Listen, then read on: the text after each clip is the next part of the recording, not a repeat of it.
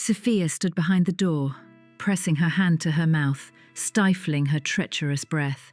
Her heart was pounding like crazy, echoing as a dull roar in her temples. The words dropped behind the living room door, hung in the air like poisoned fragments. She must not know the truth, Mum. She must not know about the tests. Never. We will cope. I will find the money. There are experimental programs abroad. Clinics. Tests. Money. Experimental programs. Abroad. It was connected with her body, with her life. And he, Henry, knew something terrible and hid it. And not just hid it, he discussed it with her. With his mother, who always looked at Sophia with cold condescension, as if she was not quite worthy of her golden son. They decided for her fate, her possibly death. Trust.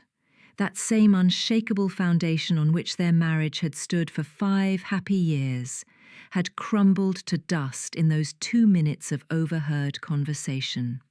Sophia recoiled from the door as if from a hot stove. No, not now. If she barged in now in this state of rage and panic, he would close in. He would continue to lie, to evade. She needed facts, evidence. She needed to understand the scale of this lie. Sophia, quietly, on tiptoe, like a thief, retreated into the darkness of the corridor and slipped into the bedroom. First of all, tests. He had talked about tests. Which ones? When? She feverishly began to go over the last few months in her mind. Had she given blood? Yes, a month ago. He had taken the results himself, and he had brought only a printout with the main indicators saying that everything was fine. A little anemia after an illness, I needed to take vitamins. And she believed him. Where were the real results? Where were the full tests? They must be. Henry is meticulous. He keeps all the papers. His office. Sophia quickly dealt with the simple lock of the desk drawer. She found the medicine folder. Inside were her old certificates, a vaccination certificate, and a thick envelope from the lab. That one, with the mark, full report. Sophia pulled out a stack of papers. The sheets were covered with numbers, graphs, incomprehensible abbreviations, but at the bottom of each was a doctor's report. She leafed through them, her gaze catching on familiar words: hemoglobin, leukocytes, platelets. And here it was, the last page, the hematologist's report. Diagnosis: suspected acute myeloid leukemia, AML. Urgent consultation with an oncohematologist and sternal puncture are required to verify the diagnosis. Immediate hospitalization is recommended. The date was a month ago. That very day when he brought her the encouraging piece of paper with minor deviations. The door creaked and Henry entered the office. The smile on his face froze when he saw Sophia's face, the open drawer, the papers on the floor. His gaze darted to the familiar envelope. You knew, Sophia finally blurted out. Her voice was quiet, hoarse, alien. You knew a month. Leukemia. And you were silent. Sophia, my darling, I was afraid that you wouldn't survive. I was looking for the best option. I wanted to find a clinic. Money. Mum helped. How could you? How could you?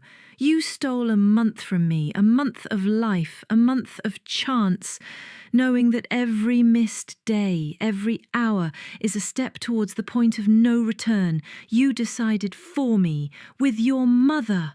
No, I love you. I wanted to protect you. He was almost screaming now, tears welling up in his eyes. Protect? Sophia interrupted him, and her voice became icy and sharp like a scalpel. You didn't protect. You betrayed in the most terrible way.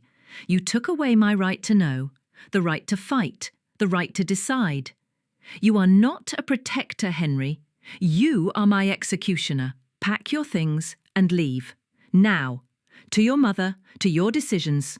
I don't want to see you. He nodded slowly, as if unable to utter a word. He turned and staggered out of the office. Sophia heard him grab his keys, his jacket, and the front door slam. Silence. Deathly silence. Sophia was left alone. among the scattered papers bearing the death sentence, among the wreckage of her former life, among the universal betrayal. But somewhere deep inside, under the thickness of shock, rage and despair, a tiny, barely discernible spark lit up. A spark of rage of a different kind. Rage for her life. Had they decided for her? Had they thought that she would break? They were wrong. Sophia raised her head. Her gaze fell on the terrible conclusion: immediate hospitalization. Now was not the time for hysterics. Not the time to sort things out with a traitor. Now was the time to save herself. With difficulty getting up, Sophia went to the table, picked up the phone, and dialed the number of her best friend, a general practitioner. "Anna, this is Sophia. I feel very bad. I need your help. Immediately." Sophia knew the battle was just beginning. A battle with illness, and a battle with those who dared to steal her right to this battle. Trust was dead, but the will to live was not, and that was the only thing she had left. She would survive. She would win, not for him, for herself.